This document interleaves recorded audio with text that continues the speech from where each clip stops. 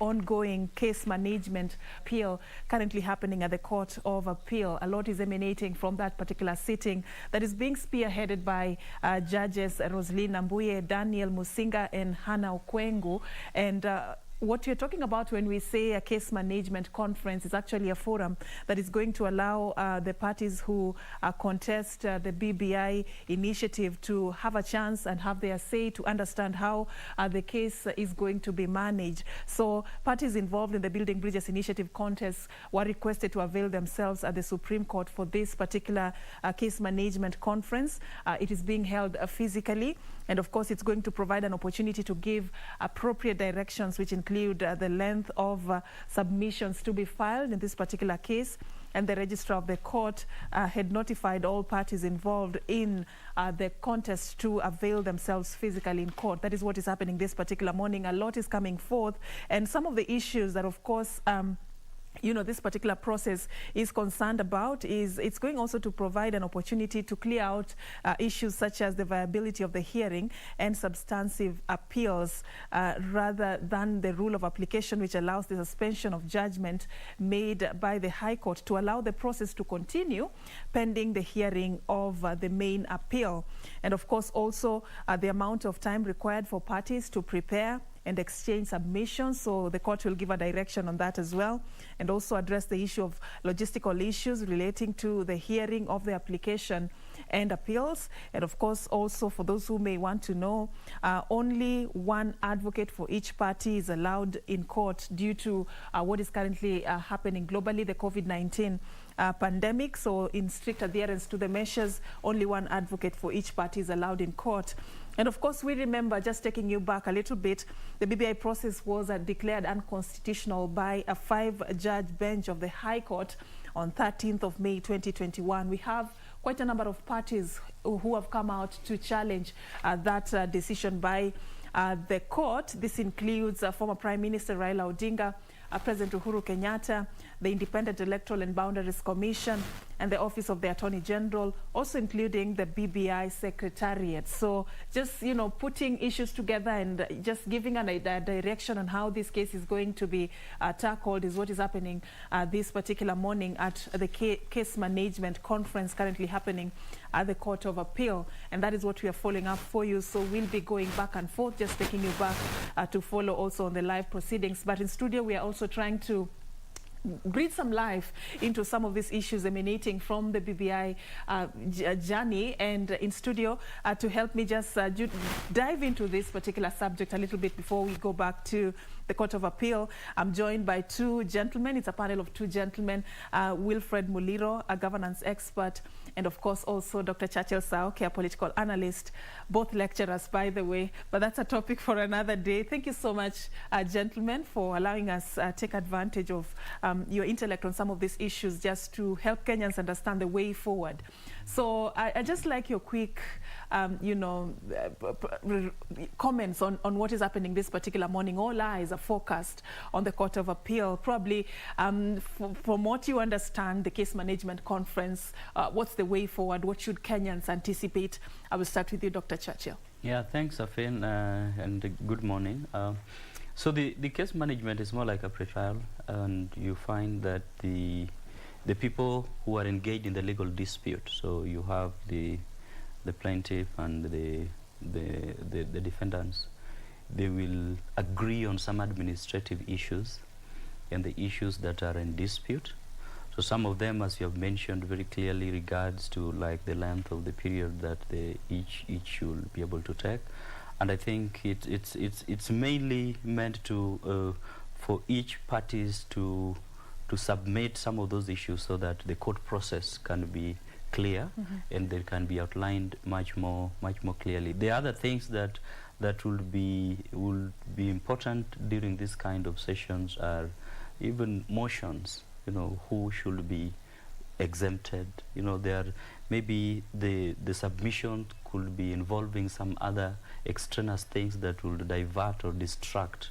They are not very key in in the dispute. So some of these things need to be agreed upon between the two parties before the actual case hearings begin. So it's like just sort of setting out the pace and the program, laying out the program of events on what should happen and how, for how long, who should do what, who should be involved. Wilfred, also just to give you a chance also to react to that particular question, just, you know, there's a lot of expectations. In fact, Kenyans are really watching this particular morning, waiting for, you know, some sort of decision. Just to clear the air and tell Kenyans what should be the expectation going forward with this conference. Yes, thank you. I think in terms of the substance of this meeting, you've captured that very well, and my colleague has done that. But I think for Kenyans also, why they are interested, I hope you've cleared the air that we have no citizens who may think that it's now the trial. Yeah. But that is the case.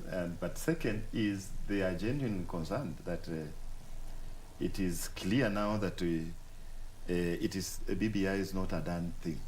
The process still continues up to the end. It's a sort of the battle is still on.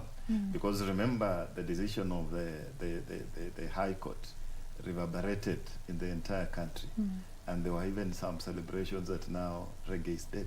And or it has stopped. Yes. Or paused. Yes, depending on which, depending which on side you come which from. Side. It was post, yes, it's dead, post, it is stopped. Dead or But now there is a feeling that yes, what the promoter said will go ahead appeal is actually a reality now. And now also on the other side of those opposers are now watching to see what are the loopholes, or what is the we may call it the judicial barometer, the indicators that is it possible. I think most people are listening to this to see whether is there an indication that the judiciary may still remain firm and make the same, you know, uphold the decision. People are trying to read between the lines. So let's wait and see. A lot of expectations as well. Yes. But, you know, let me just take you, gentlemen, back a little bit. This was on 13th of May 2021 when that five-judge bench decided and made that particular ruling. What message did this really send? And did the proponents of the BBI process anticipate that there could be such a hiccup in this particular journey? The train had already left the station, if I remember correctly. I mean, what did this mean essentially for this particular journey, the BBI process, Churchill? Well, I think it was a big statement for the country, especially with regards to indicating that the judiciary is independent and they can be able to make decisions that are not necessarily popular. And so at that time, I think what they were keen on was they were looking at the facts as they were presented. And I think, sometimes when you look at issues at the technical level, the technicals they hardly concur with the popular. So maybe they may have been driven by the technical facts that were presented at that time that could not be able to substantiate the constitutionalism of the process. And they made the decision based on that. But then, those kind of decisions are hardly popular. When you now look at them at the political level, they are hardly popular. So when you now look at it, when it now comes to the people now begin to see, like, the judiciary and the politicians and the executive are fighting or something of that sort. And the way in which the public or the other stakeholders can consume that information is totally different. And I think what came out clearly and is just the judiciary was independent. They made their decision based on the facts that were present. And so the way the secretariat of the BBI and the other parties have contested and they have appealed, I think it also shows, and we are now to see the grounds upon which the Court of Appeal or the court upon which the case has been appealed will either uphold the decision by the High Court, yes, or not. Or not. So those are things that we, the public is really going to look up to. I don't know whether I capture this quite clearly. Maybe you can expound a little bit on, you said that that ruling was mainly informed by the technical aspect of the case, and it didn't really consider much what was popular. Was there any other alternative? Because I want to believe the High Court was operating within the limits of the law, what the law provides and how the process should be guided. And that is how they arrived at that particular decision based on what was brought forward in this case. Was there an alternative, considering even what was popular on the ground and the politics of the day? Were they supposed to go the extra mile? Was it even advisable for the High Court to do that, Churchill? And then I'll also get your reaction. The question of popularism and opinion is something that has to be, the people in charge of making anything popular must find mechanisms of bringing that popularity in a manner in which it will be acceptable within the frames of institutions. Okay. And so I think that, it is one thing to go and have a crowd and say you are popular. It is another thing to show in a court of law that crowd shows you are popular. So I think the convergence of the two is now what brings about the technicality of what constitutes popular. Okay? And I think that it is sometimes the politicians are driven. They are driven by the crowds. They are driven by the numbers. But then they hardly take responsibility or the opportunity to find a way of institutionalizing some of this information to make them reflect what is expected at the technical level. So maybe that may have been, I'm not saying that is the case, but that is maybe what may have been the gap that existed, that may have necessitated maybe even the court to render some of these things unconstitutional.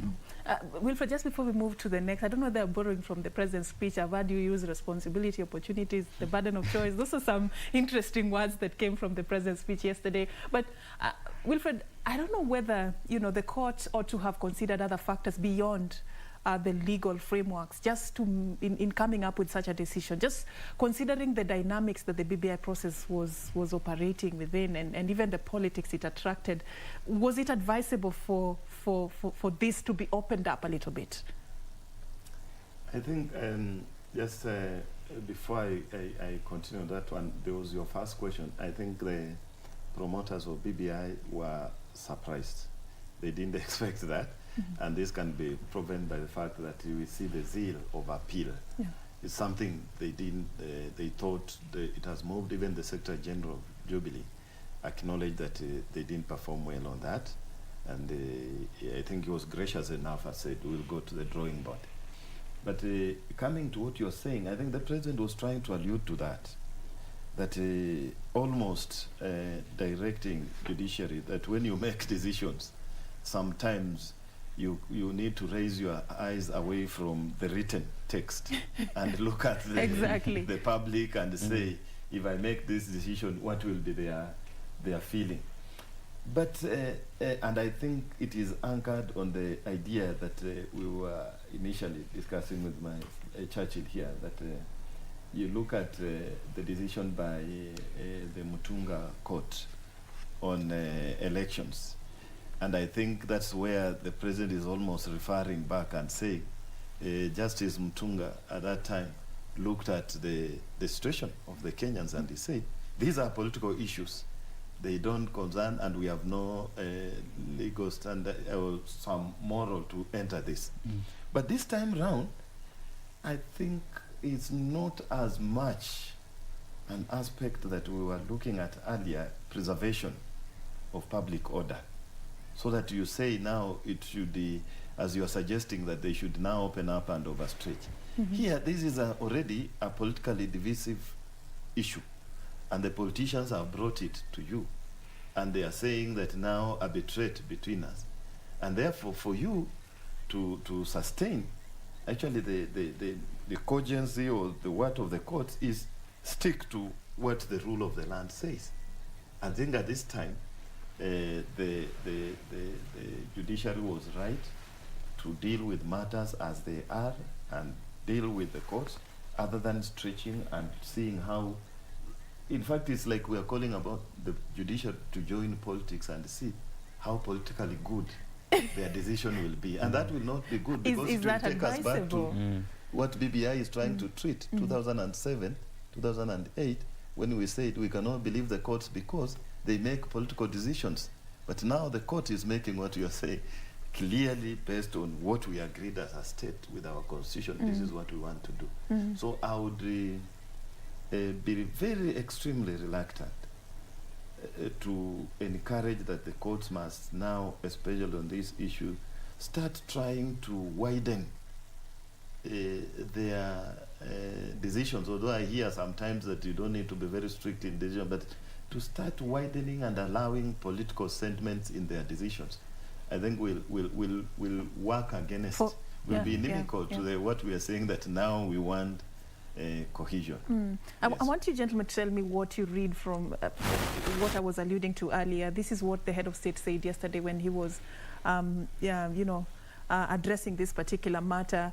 And in one of, just picking out something from his speech when he was talking about some lessons we learned from our forefathers, a third lesson, he said, our forefathers revealed the paradox when they emphasized that self-rule is the granting of opportunities accompanied by the burden of choice. Every opportunity in the exercise of freedoms and self-rule must be tempered by the consequences of choice. Every right granted must have corresponding responsibility, and those who enjoy opportunities but neglect the burden of choice cannot be said to be truly free. This is the paradox of choices and freedoms, and applies both to individuals and institutions. And later, when now he was talking about the judiciary, he now brought this into context and talked about the nullification of the presidential election in 2017.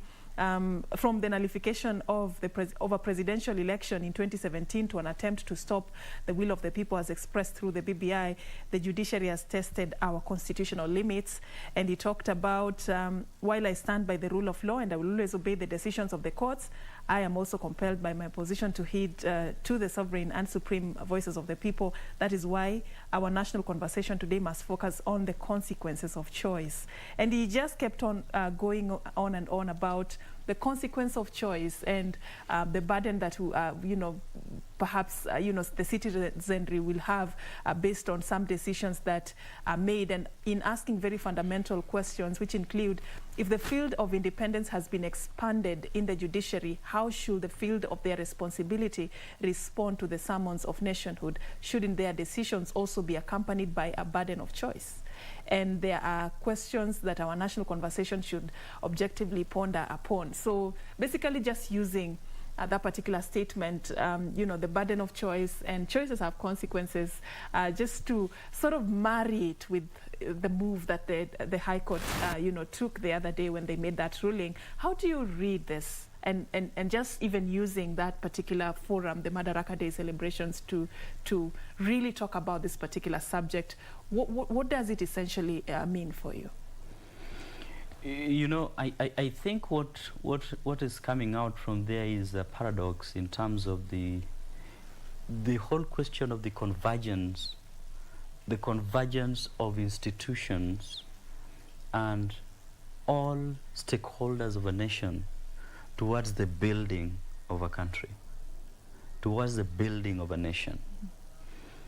And it appears that in his thinking, or it seems like there is a direction that the political class is trying to incline in terms of building a nation that has not been there, in creating a coherent and cohesive nation, which all the other institutions of government should have an understanding about and align their decisions and all the things they are doing towards.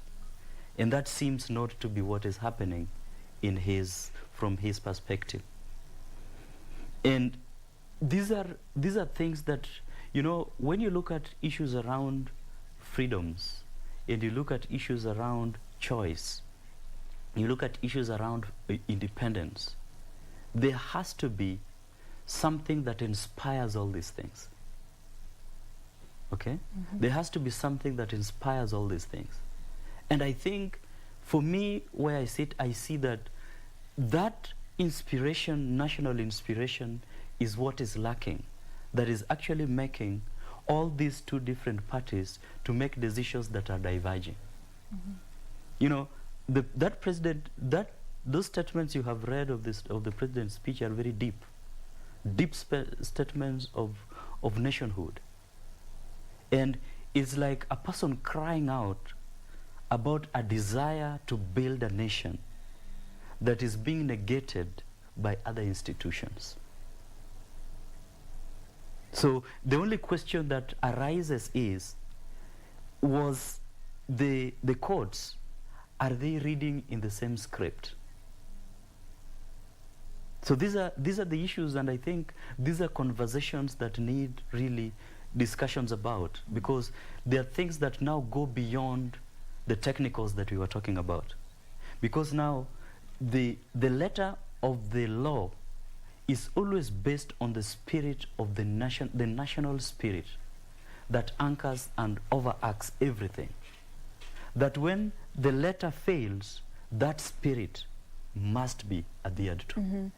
Muliro, I don't know whether we are clear, and you can just expound on this, whether we are clear as a nation on, is the decision really focusing on the contents of the BBI and the promise it carries for just delivering a new dawn for the country, or it's centered around the process and the how? You know, we came up with this document and how it was passed to this particular level. Let's clear these two issues. Is it negating the content and the promise, or is it negating the how we achieved this particular promise? You're very right. I think I was listening to Churchill, and I was thinking about the lofty perspective he's giving the head of state, that he has the deep heart to build the nation. But you know, you build a nation, the basis of a nation is order and structures and systems. So if your aim is to strengthen them and you are not using order and structures and systems, what now, I'm coming to what you've just mentioned, you look at the decision when they say the whole process, null and void, again touching again on the same things he had mentioned, the president, nullification of the electoral process, his election 2017. If you listen very well, and we should not bash them, the judiciary, the courts, are insisting that even if your intentions are good, but we as Kenyans have again, in the spirit he's talking about, passed some standard procedures of reaching that decision. So that these procedures, if you do not follow them, you'll harm others, even if your aim is to give them something good. And I think I agree with you that the courts are arguing, just like they argued about the election process, is that there is a process that we should be following to achieve what you want to achieve. We are not interested in even what you want to do, the content, the BBI, but we have agreed as a republic that relies on the rule of law and order, that when we want to do things, this is how we should do them. And you have not done that because you believe that you can just wake up two people and decide and call an issue that maybe privately affects you, you call it a popular national issue. So they're saying the way, if you want to involve, and I think the basis, if you look at the ruling mostly, I'm not a lawyer, but I'm looking at it in terms of politics and public policies, that you look at that, they're emphasizing the aspect of how do you bring in the people themselves without hoodwinking that these are actually the voice of the people. So how do we stop it that in the future Churchill will sit alone and think and say, I think I should own Mount Elgon, and then he gets his a clan because he has money and because he has the powers, he knows that if you people bring it, I'm the one who will gazette. It is the same person, the president, isn't it? And it's the same person now. That's what they're saying. You're initiating, then again you're the referee, and again the player. Then you come and we say, no, it is a popular issue, let him own Mount El. I think it is you have identified the area very well. Is even if the intentions are to build, as they say, building the nation cohesion, bringing the Kenyans together, as they say, there is a state building and nation building, and it looks like they are saying BBI will contribute to nation building, which has been avoided for a long time, because even if we do the hardware, the roads and infrastructure, but the software about people's integration is not achieved, then there will be chaos. But we are saying to do that, do it within a framework that Kenyans have also agreed on. And I think you can achieve that nation building, the aspirations he is crying about. React to the answer to that particular question. What are we really dealing with here? Is it the process or for the promise? I was trying to unpack what the president was saying in terms of his speech. Yeah. What I was reading in terms of his cry. But what the court, of course, what the court is dealing with is the process. So that one is undisputed. Yeah. That is undisputed. But the divergence of the two in terms of what the president is reading is yesterday, his speech was towards that high aspiration of nationhood. And maybe in his thinking, building a nation, institutions' roles in nation building is sort of, they institutionalize what has been, agreed upon, like, the framework of changing the law and things like that. But then there has to be the driver, the ultimate goal of the nation, the aspiration of the nation, the greater goal that inspires the country. And that is what the president was alluding to in his statements. He was talking about the burden of choice and actually even took us back to the 123 days post the elections and how we lost. We became economical a little bit, yesterday as the head of state took us through how we lost, was it, close to 1 billion shillings every working hour. Yes. This is 1 billion shillings every working hour for the 123 days that we held the 2017 general elections. If you calculate this is within 24 hours, and then you go to the 123 days, this is about 30% down there, about 30% of our national budget. Choices have consequences. As we're dealing with this tricky subject of pausing or stopping or, I don't want to use that other word, reggae. I mean, how do we deal with it in a way that we make a decision that will help this particular country not reverse the gains that we have made in this journey that we have all been taken through of trying to come together, of trying to avoid what the president was talking about, the 123 days that we lost not just money, I will add lives and bloodshed and people totally just took a different turn in this particular country. How do we arrive at this particular decision? Because that's where we are right now. That is now where we must not even put any gray air. So what do we do? Because this is critical. This is crucial. The right thing must just be done. And I think this is where we must actually support the courts in whichever way. Because if this is the framework that has been agreed upon, and we agree upon a framework because we know this is the direction that will lead us to greatness as a nation, then we allow for gray areas because of some of these things. When we talk about losing 1 billion, you said 1 billion per day, right? Per hour. 1 billion every working hour. Per hour. Yes.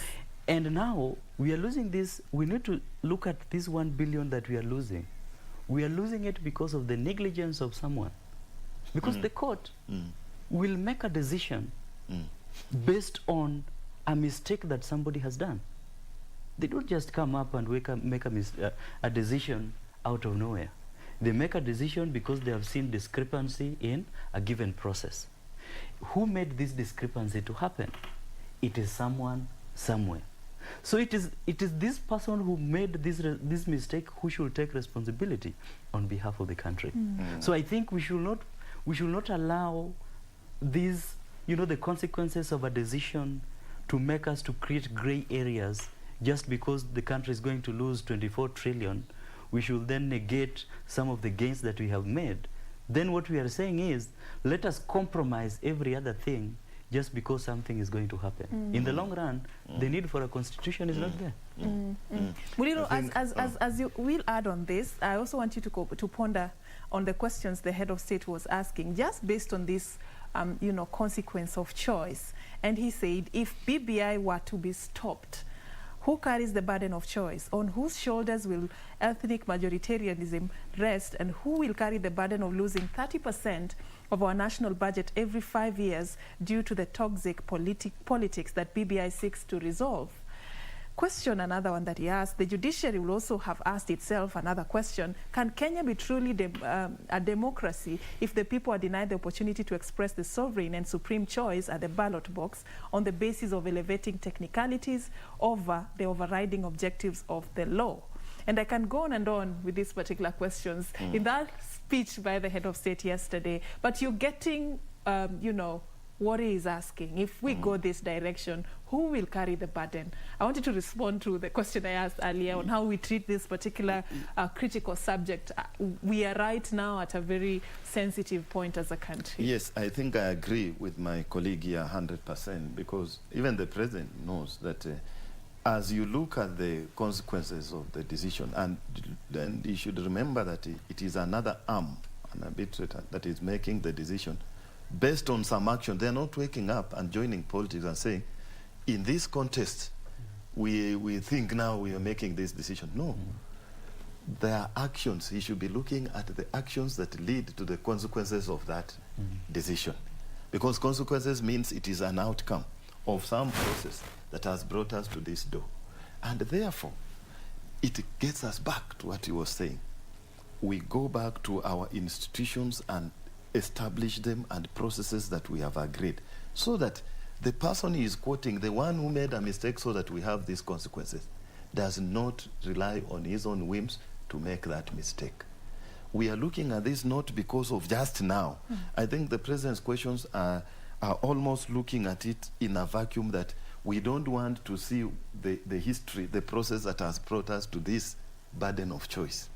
The burden of choice means there are some actions that have given us some alternatives that now we are making a decision that has consequences. And I think that's what Churchill was saying, that who is this person? It's not the judiciary that has made wrong steps. Therefore, I think the best decision here is, as much as the president means well and looks at the aspirations, this is the time he should also stop and remove his eye from the judiciary and take the longest journey. As philosophers say, the longest journey is the journey within. Within, in terms of the government, the political class, himself and his cabinet. And look at it in these terms, that there is interdependence between these independent institutions that are being hit with the government of the day. So they should look at that in the process of, there is an independent institution that guides us on elections. There is an institution that will tell us more about public participation, about decisions on interpreting the law. How can we, you as a leader, you are even talking about BBI in terms of bringing Kenyans together. Start bringing these institutions together. I would have even wished that this noble, deep thinking, and I agree actually, a very cryptic statement the president has put in public, the burden of choice and the consequences. Now we are thinking about it is something, an analogy that nobody knows, because the president did not come out clearly. He has now, for the first time, like when President Moi used to use those analogies, and we are left thinking about them. He could have just looked at this institution, especially the judiciary is new. We expect that as new as something is, you give it the benefit of goodwill. Call them, discuss, and agree on what you think should be done, and they advise you on how you can achieve that nation building that you are looking for, how you can avoid those consequences that come from the burden of choice, which you say is overlooking the spirit of the people. And I'm saying this because I think it is not inadvertent The president is first a politician. Politics is not a bad thing. It is the one that helps people gain power. And the president deliberately was addressing Kenyans, the public, the masses. He was telling them, this is your thing. You brought it up to here. It has been stopped by other people. Come in. You're not. Listen to how Muliro is interpreting that particular speech. No. Because why? Just why, listen to you. How you. As you say, it is. Yes, that's my opinion. I think so. Because now, why not? The judiciary just new. Why carry the same 2017 and the rest? Why not have this with your technical advisors and the best brains around you? Discuss this in privacy and bring to the people. But you know, whenever we address the masses, it's politics. You want to bring along the crowds with you. You don't want to sort it, and that's why you'll still go. Courts don't have those forums, opportunities to address the crowds. So how do you address them again? Through the crowds. All right. How will they respond to you? Exactly. Call them around the table and talk to them. That's one way of going around it. Yes. That's why I asked you earlier, gentlemen, also, you know, the choice of the forum, the Madaraka Day celebrations, the 58th Madaraka Day celebrations, to address this crucial subject of the judiciary and the decisions the judiciary has actually taken before, way back from 2017, yes, taking us back to history. He said choice, consequence, the burden of choice, and I just like to use the same words. You know, what consequences should we anticipate from just his stand about the judiciary on Madaraka Day celebrations with regards to the BBI? What he said, what should we anticipate? How is it going to be interpreted, and which direction can this lead us to as a country, and even the judiciary? Just to be open about it. You see. When the president speaks and he mentions something like that in public, what he's trying to do is already showing the direction that he wishes the decision to be made. So sort of he's already giving a submission to the courts that me as the head of state, this is the direction I would like this decision to take. So I might not directly get into the mix of trying to influence the decision, but at the political level, this is my position. That's one. Two, politically, you know, people were also questioning and want to know where's the president what is the president's position in this. So that for him was a forum to make it be known in public where his position stands with regards to the nullification of that process. So I think he looked at it from that two perspectives. He was capturing it, you know, giving it as the political stand and also a statement to the judiciary, which may actually come as an intimidation, you know, depending on how someone looks at it, and depending on how strong the judiciary is going to be, it could be an intimidation. It is really a tricky situation there, and the CJ was the new CJ was seated right there. I mean, how do you go about this? You know, whichever direction the judiciary will decide to go will be interpreted somehow. I mean, how do you know, handle this, Muliro, if you are seated there in that seat? And I think that's why maybe we are being modest, but that's why he addressed the public in the presence of the CJ. Things don't just happen. The president is at the level of non-guesswork. Every statement, as he says, is for the nation. He's the one who gives the direction. And it is the deliberate that it has to be in that forum. But then you look at what you're saying. I think to some level I agree in our earlier discussion. The person that is least admired, envied now, should be CJ, Mother Koome. At this time, he comes to attend a National Day. During the interviews, she looked very reconciliatory, that if the previous did not work, I'm not the one who called, I'll call. We will talk about many issues between executive and judiciary. But then now, That's why I still insist that it should have been just something privately in a room, talk, even read a riot act to them, and they'll respond in a way that maybe you'd wish they'll understand you. But where now politically the masses are involved, the CJ, as you say, has maybe two. It's almost like a conundrum, but she has two aspects which are also self-reinforcing in a reversal way. That if, as Churchill says, it's like an intimidation. If at the end of the process, the decision comes out that, okay, BBI, the president's wishes have been granted, then the public opinion will be that the new CJ was there for a purpose. She's a systems person. And then if she comes in and makes a decision against that, then it will be interpreted, as we observed clearly, that it is a response to show that we cannot be intimidated. So back to 360, to the system of activist judicial system. And I think it has now begun. I hope in the heart of hearts, the advisors and even the thinking of the president was very, even the tone he used was very good, a reconciliation. But I think in that, there would have been an alternative. There would have been a way of dealing with that. Maybe just mention in passing judiciary and deal with other issues of this day, 58 years of our independence. Then we will know that, as he says, let us know your slight task statement on your position concerning BBI, because people are waiting, that is genuine.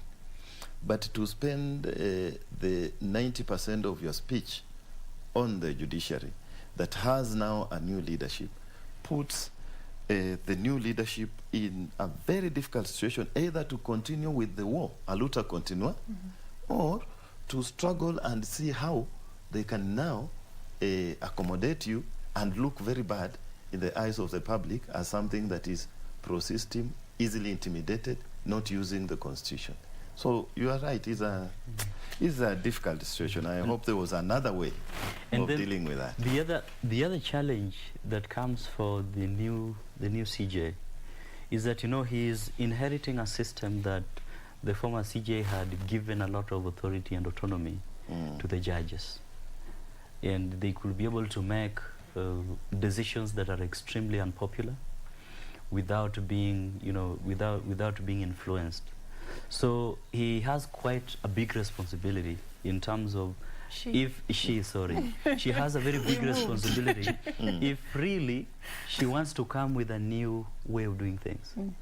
Because now it means she will have to find mechanisms of, you know, streamlining the whole system, which is a very big, it's not easy. It is not very, it's not easy. And for what How reason? do you safely work out that relationship between the executive and the judiciary? There's been a lot of jitters about how to go about this without it being seen as if one is trying to dominate over the other. How do you deal with that kind of a relationship in a way that will work for the country, but not really watering down the roles that each ought to play? Yes, and Serfine, it's it has been there. I think I'm not in any way condemning the executive, but that is a very valid question. It's something I've been agonizing over and asking myself, what happened? Because if you look at our CJ Emeritus, very good performer, and every time he raised a controversial issue, he began by giving a background that I've tried the official channels or the existing channels of communication to communicate this, but I've found that it is so hard. I've come to the public. You saw him alone there, literally in public, you know, standing outside his office at the veranda of the Supreme Court. And I think you are right. The president has also decided, without giving this new regime some time, new CJ some time, to also continue engaging the judiciary in public. And I think the answer to your question is that there are avenues. We are not even inventing a wheel. We were told, the CJ said, when you enter that office of the CJ, There's a phone you are shown. You're told this is the direct line to State House, meaning literally that you are supposed to have direct communications as heads of organs of the government. So what we can suggest is that the executive needs to, it's the one that runs a bit, they say separation of power, but you cannot overcome the idea that one is slightly higher. The executive needs to bend back and open the channels that were there before in terms of how they communicate with the judiciary, rather than the public communication. And I hope the new CJ is going to pursue that route, and I think she mentioned that. It's going to pursue that route of mediation and talking and communicating in a way that we don't put it in public in case it is not working. The way Maraga was pushed so much that he came out, he was trying. So I think they should continue, and the best even arbiter in this should be even Parliament, the committee. And I think Maraga tried that. He's called legal. He called them, they had a private discussion, and I don't know how far they went with that. We are all working for Kenyan citizens. We can put aside our egos. And I think now if the previous regime pricked the ego of the president by first nullifying the elections, now this is the time for a new beginning. We are all afresh. We can have those channels again opened. That special phone that he said is red should now be ringing. Churchill, is this an opportunity for a new beginning, a new journey? Absolutely. There's an opportunity for a new beginning in terms of, because you see, leadership takes a lot of lesson. And for you to achieve that, for you to achieve any goal of an institution, you must be able to, you must have capacity to stretch out your partnerships and networks with the responsible, the different bodies that will make you achieve your goal, you know. And so it will be more than necessary for the two institutions to reach one another. You know, it is, you know, the CJ, in fact, like right now, she just came in.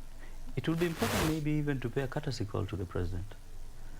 You know, as somebody who's come new in the office, you know, he takes the Supreme Court there, or he just goes there with herself and with her team and meets the president, and they will iron out a few issues and set out some modus operandi on how they can be able to operate and engage. It will be a very good.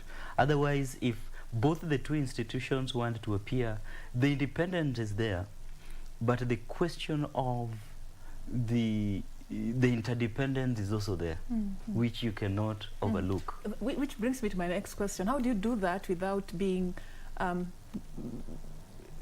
taken to have lost your independence as a judiciary? Because many would interpret that again on the other side of the coin. The moment they see the executive and the judiciary really working well and having a very thriving relationship, some would really start now questioning the independence of the judiciary. How do you safely play, you know, along that line? Any of you can jump. The other thing, before maybe Muliro comes in, I think there is a person who should really be very key also in this process, and this is the Attorney General. Because the Attorney General, being the chief legal advisor of government, he has the responsibility to ensure that government operates within the framework of the law.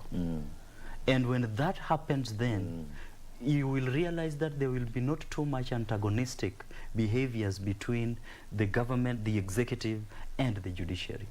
So if there is a lot of divergence, it means that maybe the executive arm is doing a lot of things that negates the constitution, and that happens because there is improper advice that should come from the Attorney General. So I think it will be very necessary for the Attorney General to take very proactive roles. You know, like for example, and some of these things go beyond, you know, it even goes, some of them involve even shuttle diplomacy. Because he's part of the Judicial Service Commission, right? And he's sort of like a liaison person. He's able to read the mind and the heart of the president, and is able to relay that to the judiciary in a more subtle manner that will not be able to make things come out in public. So I think that will be something that will also be important. Yeah. I think you've also reminded something. You are right, that somehow the president has had goodwill I think so, even by way of appointing the Attorney General for the first time. This is a person who has been in the judiciary, in the system. The current Attorney General. I think he was even the president of the Court of Appeal. So this is the person who can do that diplomacy very well. That is the first one. But the most important, the basis of his action is to ensure, as my colleague has said, that the advice he gives the government, it resonates well with the rule of law. It's within the confines of the rule of law. So that even if, whenever there is cordial relations between the executive and the judiciary, and the people know, we listen, and we can tell that this decision is purely wayward. It is pleasing the executive. But if the executive makes sure that it is acting within the rule of law, you'll find that the judiciary has no even moral, or not even any motivation to be activist against the state, because they'll still have to stick to what is there. The work of judiciary is easier, unless you want to politicize them.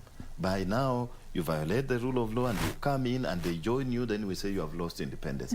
But interdependence in the sense that each knows their role and they are working for the sake of enhancing each other's role, not blocking it.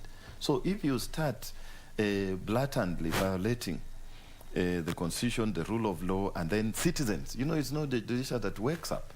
Citizens go to the judiciary and say, we have been aggrieved.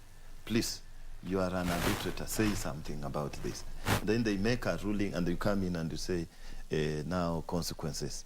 No, the idea is, why can't you act in a way that will not require the judiciary to overturn your decisions, your activities? And they know it. That is why the Attorney General is there. And I think the burden lies with him somehow. We are leaving him out, because if you look at the president, why he appointed him from the system itself, judicial system, was that he has this experience, and then now he can come this side and advise us clearly. And I think Kenyans were right. That's why they were saying, Kenyans were actually calling upon the Attorney General, and the government is called the Solicitor General to resign. They were not saying the promoters of BBI or the politicians. They knew the right place. And I think, Serfine, that is where it should be.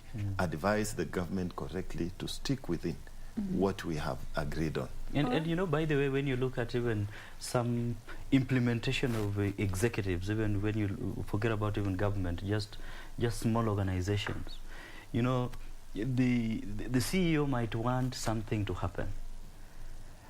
You then must sit down with the team, legal team or something, to find how to regularize this thing within the confines of the framework of engagement. And I think the Attorney General has a responsibility in ensuring that the two institutions work well. Because in as much as, even if the judiciary tries to reach out to the executive, and the executive continues to make decisions that are against the law, then they will still be at loggerheads.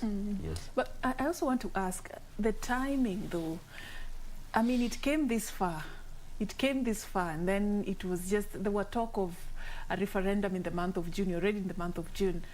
Why now? And do you want to tell me that we missed the point all along as a country until to get to this particular point? That's when suddenly we realize BBI is unconstitutional. I think even, Serfine, we should be changing that question and ask them, where were you until now that you brought all these mistakes to the court, isn't it? I think, because... it didn't begin yesterday. Yes, but Serfine, as I've said, the judiciary will not follow and try to, it's the Attorney General and his people and promoters to make sure that this thing is so good that by the time, remember, Serfine, the judiciary did not just wake up. They were consolidated cases. In fact, we were getting jittery that why are these cases still pending, waiting for long this time? And I think even those, the BBI promoters, as we say, as Kenyans were saying they should resign, and they were surprised, even the politicians, is that all this time, why couldn't they reassess and find that actually they are taking something ahead which has problems with the constitution and the law of the country? And it has all had that, and I don't know whether it is deliberate or it is political, if you can allow us. Issues of even saying two documents is not a lie. They have accepted, groups have seen that. And we are asking, the government is the promoter of this, and with all the machinery and the organization, why do we have these lacunas? So you may not put even the burden on the judiciary and say, why then have they done this? The question is, what has blinded the eyes of the promoters of BBI all this time round? What is the game that is around that the common eye of an ordinary citizen like me is not seeing, when actually the document is for me? So the question that arises here in this case is the judiciary working for the common person? Is it the one building that nation building that the president is talking about? And I think you don't need to answer, because the answer is yes. I wish we had the answer to that question. No, the answer is yes. But what you've done, Miro, is ask more questions. Never get a response from you. The answer is yes. Or are they working for, or are they also part of the conspiracy? You're also asking more questions. Gentlemen, I was expecting you're going to answer that question, but you're just asking questions. No, you want to tell me we missed the point? No, nobody really looked at the fundamental issues for us to get to this point that the country is almost moving to the next phase, and then this happens. I mean, I think sometimes were we too excited, or were we? I mean, what is it? We didn't even have copies. It's important to look at the political dynamics as well, because you see, some of these processes that are meant to achieve political ends that are uncertain. You know, in the eye of the public, people expect the end of this process to be a constitutional change. Yes, yes. But that may not necessarily have been the intent of the process. So there are still a lot of things that are gray in the eyes of the public and majority of Kenyans about this process and its intent. Maybe its intent is already achieved. And so we slowly are killing the process. I'm following. Or so maybe, keep going. or maybe, or maybe we are getting towards achieving the process, but postponing. So there are a lot of uncertainty around it that cannot make us to conclusively say that the judiciary acted in the best interest of the people. Well, it acted in the best interest of the Constitution, as per the Constitution, and maybe the people who are architects of this knew that the way the way you take a child. That's somewhere. A maybe, though. Yes, a maybe. You take a child. He is taking you, and you know that when he reaches there, they cannot pass. They cannot pass. You craft your own defeat. Exactly. But then, the process from here to that point, I will have achieved what I want, which I will not tell people. So these are political issues which we cannot be able to define. So the outcome of this appeal, what stakes should we anticipate? What significance is it holding in this BBI journey? Whether the ultimate goal is still hidden, or it has been achieved, or we are yet to see it or not, let's leave that aside. Let's just assume this is still taking us to a particular direction. What weight will the outcome of this appeal have on this particular journey? I think you have given us a caveat, but I think I'll two things. I'll give the first one, the political intention, which my brother is talking about. It is a political contest. And I think even to some level, as he says, maybe we have achieved, but we are appealing because we feel that the other group, that the celebration of the High Court decision was both civil society was seeing the legal success of the Constitution, But the other side, which I may not mention as it is said, was seeing a political win. I think you saw that. So then the appeal again, if it comes, it will have those two pranks again. The civil society and those who are trying to linda Katiba, who are the petitioners there, will still say, now again, Constitution imelindwa. But the politicians on the other side who have been quietly, latently opposing BBI will have a political revel. But then the indicator, if it is overturned and BBI goes ahead, is again two. One is the political realignment that BBI presupposes. You know, this nation and cohesion of the people, which people are saying you are creating more position, is because in every generation, and it's not, I think it's not the present, it's only appearing at a wrong time or maybe at a pressure time, that it is now a time when this generation has an array of leaders from communities who have matured ready for leadership. You remember when President Moi was there, this generation, there was his group had gone either retired, and this generation was the one he was mentoring. We came then, Kibaki was last. But now with the Uhuru, his equals are still outside. Whether it is Musalia Mudavadi, Kalonzo Musyoka, Gideon Moi, all of them are outside. So Raila Odinga now there. So the Constitution allows President Uhuru to craft a legacy, a future leadership, which he can still have a link through BBI. So when you create those ones, if it succeeds, then he'll be able to inclusively bring in all these who have matured into a ship that he wants to see moving ahead. Whether he'll be the one or he picks one of them, like maybe the former prime minister to lead that, but he'll have crafted now an exit strategy, a leadership in place. All of them, incumbents, do that favors him. So this BBI, the decision at the Court of Appeal, although it is not do and die, because we still have another step ahead there, will have these indications. Is one wing, political wing, winning?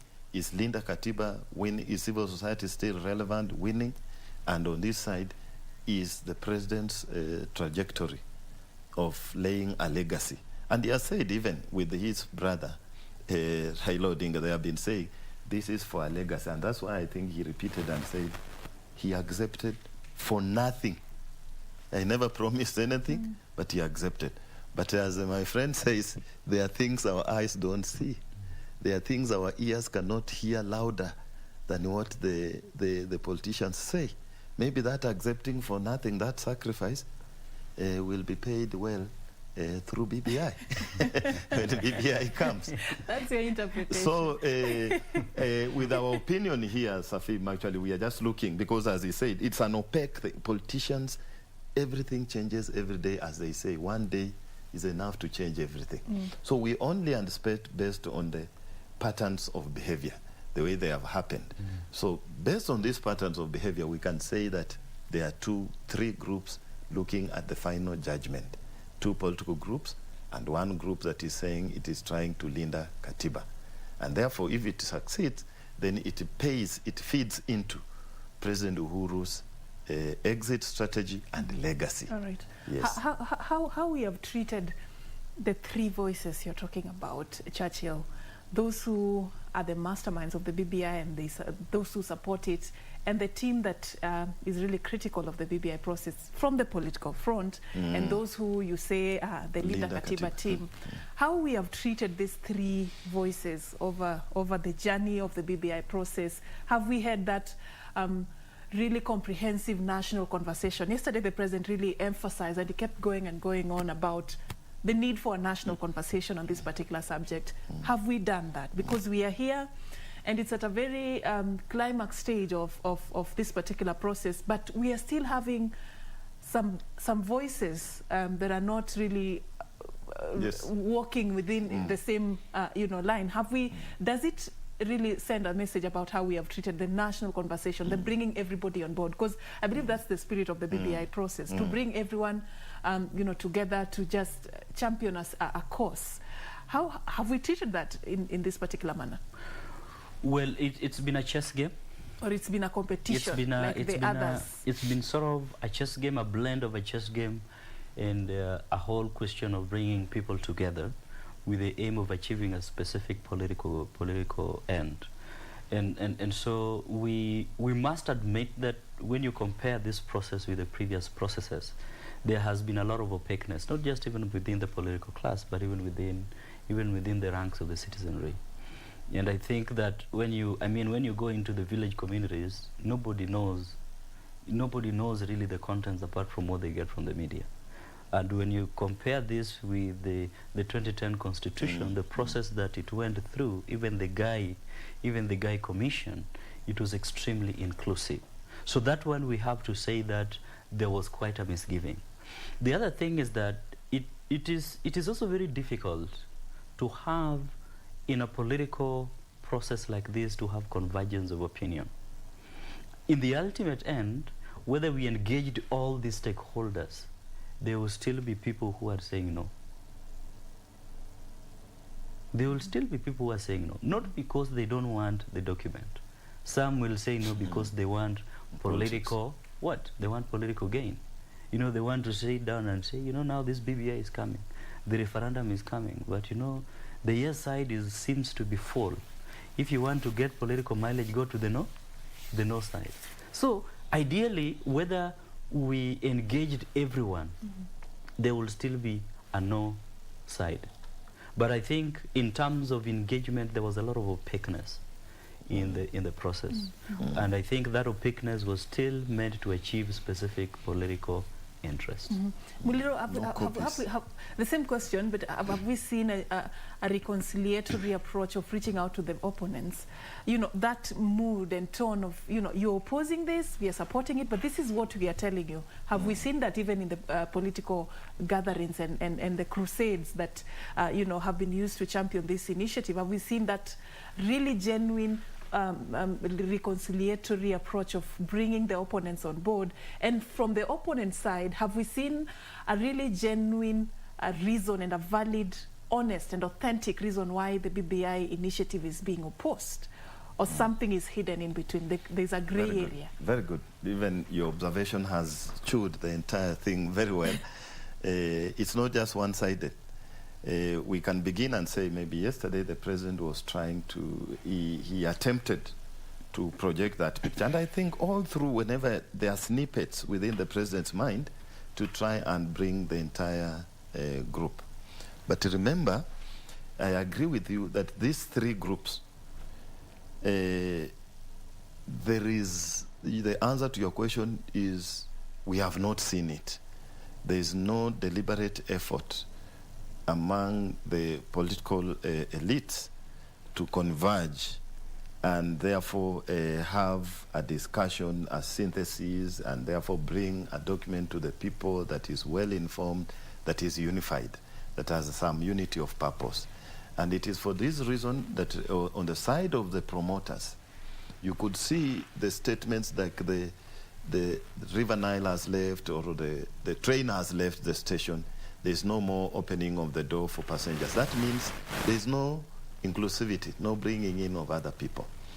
And then on the other side, those opposed, they are saying, we have conditions. They are setting conditions first. And they are doing that maybe, as my friend said, as an aspect of analysis. They are doing that with a reason that there should be no reconciliation, so that this thing looks like on the ground is opposed. So we will be this side. So even if there is some genuine window on the other side, this group that claims it is closed out, also by way of action and acting, does not want to have reconciliation. But I think the group that brought out what you have asked very clearly is I've listened to the Linda Katiba and what they wrote. They say that exactly what you're saying, that the 2010, there was acrimony, but there was always a focus on reconciliation, inclusivity, openness. But on this one, even asking, one of them said they went even personally with their own money to buy a copy at the government printer. And they found that even what they were told it's supposed to be free. maybe just quoting what the other person said, and was sold at 600, and later learned that it is free. But the idea is, even the common person has not seen that. It is only the elites. You can Google maybe, or in the newspapers, summaries. So the issue is, why couldn't we even make it in Kiswahili or English or local languages like we did, even with small versions of 2010, doing circles. There was a brochure that I still have in my house, simplifying the issues. So it looks like there is a club of people who know the end point of the BBI and would not wish to bring in the others that they know as spoilers. And the spoilers also know the end point of BBI and would want to chest thump in a way that there is no room for reconciliation. But this middle class, like the Linda, we have seen how they have been demonized. You know, if you want to look very bad and questioned who is financing you or what, try to oppose the BBI. So the question has been that if this thing will go, a referendum eventually means there is no unanimity, there is no consensus. There is we are going for consensus with competition. So therefore, if somebody criticizes, why should you demonize, criminalize, and put them in a way that we say even there are cases of now security agents and threats, all that's hearsay that we hear from the politicians. So you have observed very well. Actually, you have identified the challenge. That's a valid question that there is no, in my opinion, there is no deliberate effort to have a convergence. And the reason for that, I think, is BBI is seen in the prism, the lessons of political competition as the end. And 2022 is not. 2022. I just want to ask whether we have time to salvage that situation at Churchill, because this document, this process, this journey had the bigger picture in mind. It promised Kenyans an ambitious promise of just bringing a new dawn and even addressing some of the perennial challenges we've had every electioneering period. These are really emotive subjects that the BBI initiative was brought forth. We cannot just get here and say that we are now playing political games. It is not fair for Wanjiku, it is not fair for the common, you know. Unfortunately. It is not fair. Can we salvage the situation? Do we have time? Because 2022 is just around the corner, and we do not expect that we will have another round of losing 1 billion every working hour for the next few days after elections, courtesy of our problems and our mistakes. The mistakes we've been making every electioneering period. We want a solution, and we want it now. Can we salvage the situation? How do we do that? Well, it's quite a big challenge. The only thing that that may happen is political reconciliation. If political reconciliation come to the extent that each of the political leaders are able to see their interest catered for within the political contest, then it reduces the volatility of the process. And then we have a much more peaceful and ideologically driven political competition. But then you see, when you look at the constitutional process, depending on what will come out from the court, the appeal process, it might take a little longer if those who are opposing the constitution want the content changed. You see, now that's a different ballgame. It means that we have to begin from where we started.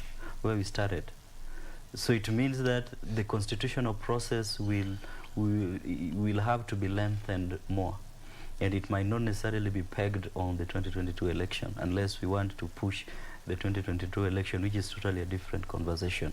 So as is now, either the whole process is fully rejected, or it goes through, and then you have a political reconciliation towards 2022. And in a political reconciliation, it is only interests that take center stage. Yeah. Is it possible to separate the two? The 2022 and now. And BBI? Looking at what is already happening in the political space. Is it possible to totally disregard, like the religious leaders the other day were saying, BBI can wait? Is it possible that is it can actually wait? Actually, I was going to that. I was saying the only way, not to wait, but the only way you can separate this, the BBI from 2022, is to make one happen after the other. But when you look at the aspirations of the BBI, is to treat something before the elections. They are saying people must come together, and the idea of equity, the constituencies, and nation building, that the nations, the ethnic groups must cohere. They are looking at that. And I think we should not forget that there have been suggestions, and at a very advanced level, that Parliament, instead of going the referendum way, there are dumbbells from Parliament, and the voices are now rising slowly, that it should now be opened up, because Parliament also represents the people. They assess, change it, and do a few things, then use the parliamentary way, which will be maybe shorter than going the referendum way, and then we have it implemented before 2022, because some actions of 2022 will be actually operationalizing the content of BBI in that case. But we have already seen one of the principles has clearly come out, and validly so. The former Prime Minister said, no, the parliamentary way will tamper with the popular initiative. This is a massive aspect, should just go to the people. So again, I see very credible indicators that it will take very long, and we may eventually go back and listen to the people of the flock, the churches. Let's listen to them, what they are saying, that if it is possible, if we can, it is impossible to delink them if we keep on politicizing. But the only possible way of not putting them together an omnibus is one should wait. And since the Constitution does not allow elections to wait, then BBI should wait. Because, and I think, I'm not over-religious, I should not spoil this discussion, but I think they have spoken the voice of God, because that is what I was agonizing with also, in the sense that must we rush something that is very good for the nation building to be together with 2022? And the fear came in this way. The drums were beating and saying that now we can postpone the elections. And that is what the people of God are saying is the most dangerous. Now leave alone the BBI, and the people have suffered with the COVID and the rest, and their mind is that we should not change anything where they want to see a change as good as the rest. And we do not want, in a way, to look like the image, like our neighbors, where the term limits do not matter. And I think that's what the church is saying, that why should we now say BBI is so important that we should extend the term of this government and the parliament, and you know Parliament will lavishly suffer that, because extending their term, they'll be happy about that, but the citizens would not wish to have that. And I think if we can listen, at least President Moi listened to the religious people, and I think that's why he stayed for some time on power, even if the masses were feeling burdened. But the advice always from these people, in their own settings, has a meaning, because they take time, stand behind. And I think that is what Kenyans should be drumming now, is that if we cannot achieve what we want, the court process will be long. Even if the parliamentary may tamper with the people's will, then why can't we wait this beautiful aspect to happen after the elections? We'll be sober enough. We'll be looking at it not in the lens of Raila, Uhuru, Ruto. You see that those two political arms, there are those who just see BBI. We don't need to read, as we say. Baba has read, it's enough. Ruto has said, we will vote like this. So, but if we do immediately after 2022, I think there'll be soberness, and we may achieve what the president wishes. There is goodwill but the process is dangerous. I'm having a lot of questions. Yes. Just following that particular suggestion, because one thing one would see it as, you know, it could be one of the most important part of legacy that President Uhuru Kenyatta is going to leave this particular country. If his term comes to an end before it is delivered, how will that play out?